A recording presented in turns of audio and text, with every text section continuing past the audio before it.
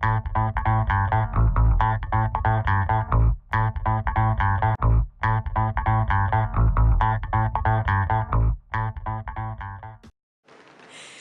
to Sports Scoop. We're your hosts. This is Chantel Bailey. And this is Kelly Wilson. Now, we know it's been a while since you've last seen us, but we're back for Season 2. Thank you for watching us for Season 1, and we have plenty in store for you for Season 2.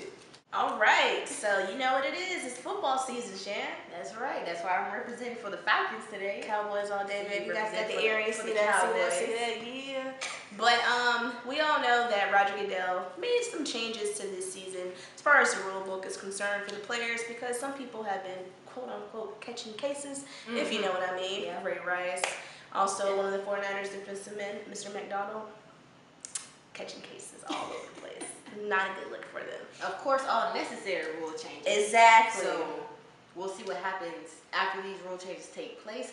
Hopefully, they're more preventative rule changes, and hopefully, after these rules are set, that we won't have any more cases. Actually, we had a case. So one of the most notable recent domestic violence cases did involve Ray Rice. And that just caused a lot of backlash. So, of course, we had to implement some new rules. And then recently, there was another case. Yes, Ray McDonald, starting defensive tackle from the 49ers, caught himself another domestic violence charge with his girlfriend. He practiced all week, paid $25,000 bail to get out of jail. But that happened after Roger Goodell just implemented this new no tolerance for domestic violence.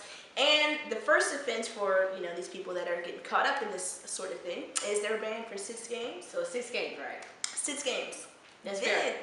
That's fair. But the second offense, they are banned for practically forever. It would have seemed like, with the possibility of might be able to be reinstated after a year. So that's not really saying that they will come back. Yeah, I'm pretty sure that possibility is slim to none. Exactly. So words to all the football players out there, just don't do it. Another big thing that went down in the NFL is Michael Sam.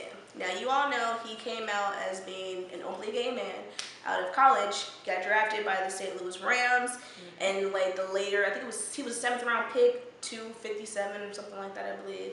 Got cut by the Rams, didn't make their 53-man squad, but he was picked up by another team. Dallas Cowboys picked him up. He didn't make their starting rotation either. He got signed to their practice squad after he passed the physical.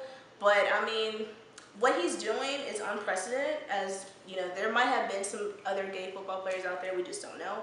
But the fact that he came out openly with it is something that's never been done before. Only after Jason Collins and the NBA did it, I kind of felt like he felt comfortable with coming out and on his own terms. And the fact that he's African American. Exactly. Well. And he's a young guy, too. I mean, I don't know many other young brothers out there who play sports like that came out. It's definitely admirable what he's doing. And I think it's his personality. I think that's why people like Michael Sam. I'm coming home. Can you put that in here? Tell the world I'm coming home. Ladies and gentlemen, LeBron James is returning to Cleveland. LeBron James has left my beloved Miami Heat. Yes, he did. And he exchanged it for a trip back to Cleveland, Ohio. Back to Cleveland. Coming home. Now, you had a mix of angry fans and then you had mix of happy fans. So and then you got some bandwagon fans that came on board with him and went back to Cleveland. Yeah. Right. I think they said season tickets sold out immediately after LeBron James made that announcement. Exactly. Well, I feel it was a great move, especially. Okay, of course you're gonna be salty, but as far as like the rest of the NBA, I feel like it was a good move, and definitely for the city of Cleveland. Do you know how much money he's bringing into that? Oh, a whole like $500 million a year. They put banners back up in the city. Exactly. They've already got a whole new fan base. I mean, they're doing it big. They also have a great roster now. Oh yes, they also got Kevin Love. Yeah. And he's also going back to wearing number 23, which people like me who had his Cavaliers jersey can pull those back out the closets and wear them again. Oh, you didn't burn it up? No, what I burn up a jersey? Come on now, I paid money for that. In other news, we're moving on to tennis now, and this is the U.S. Open. This is the last major of the season, and Serena Williams has made it to the finals again. She's surprising us all. Yes, she's had a difficult season. She had to pull out of Wimbledon. She got injured. She didn't make it to the finals in the Australian or French Open. So this pretty much was her last chance to get another Grand Slam title, to tie other greats in there so she can move on up and be the all-time women Grand Slam champion. Exactly. She will be playing Caroline Wozniacki, and I believe that she will be taking the title. I mean, she's been beating her opponent silly this whole tournament. You know, she's been beating people in straight sets. And her last match, she beat the girl in like an hour. So, like, she's in beast mode right now. I think after that injury, she just came to the realization that she had to come back in beast mode. Exactly. She had to.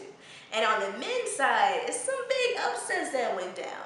Roger Federer lost in straight sets. Haven't seen that in a while since he lost to since he lost to Rafael Nadal. But I mean, it's good to see someone, you know, knock him out of his spot. I mean, he's been killing it for so long.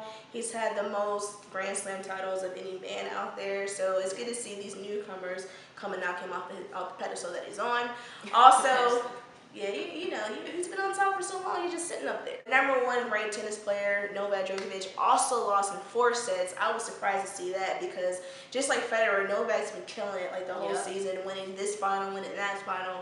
So it's crazy to see him and Roger Federer not play for the U.S. Open title. They're both 1 and 2 seeds, and neither one will be playing. So the new winner of the U.S. Open will be either Niki Nishikori or Marin Cilic. So 2 players out there which you probably never heard of before.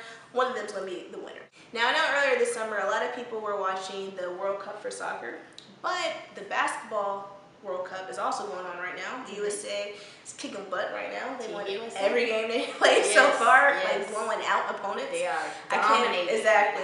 I think their only real competition is going to be Spain, but they won't play them until like probably the championship game. Right. But I was surprised that a lot of people didn't participate too, like Carmelo.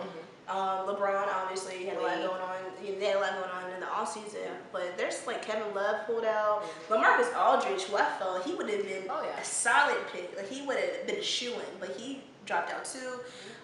Russell Westbrook, he had injuries this season, and when Kevin Durant pulled out, I guess he felt like, you know what, I didn't want to be like the only big superstar trying to steal the spotlight from the other players. I kind of feel like that's why he left.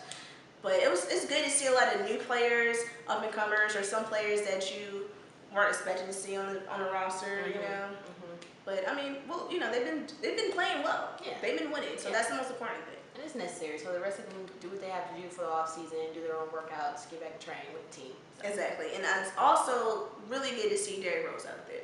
I mean, they've been cutting his minutes really short, but just to see him play at a high level for extended period of time is always good. So hopefully, Bulls fans, he stays healthy for the whole season.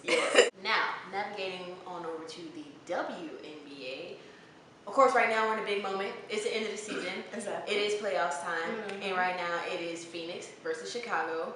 A little unexpected to see in the finals, but we have some great matchups between Big Sil, Sylvia Fowles, and Brittany Griner down low, and then of course we get to see Diana Taurasi up top with Elena Del Don.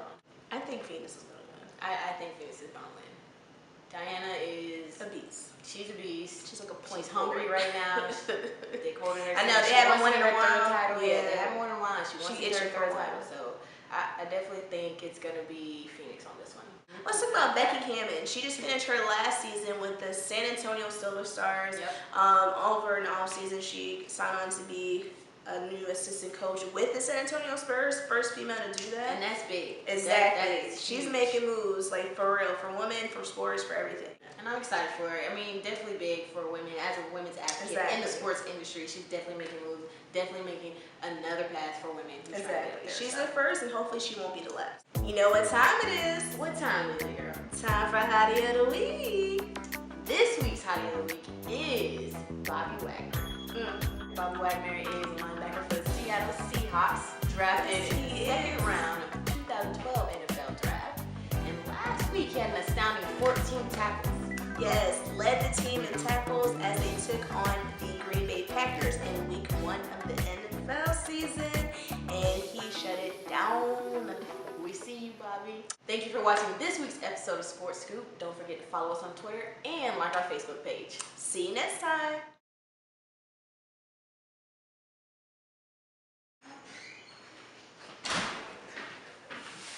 Terry, we are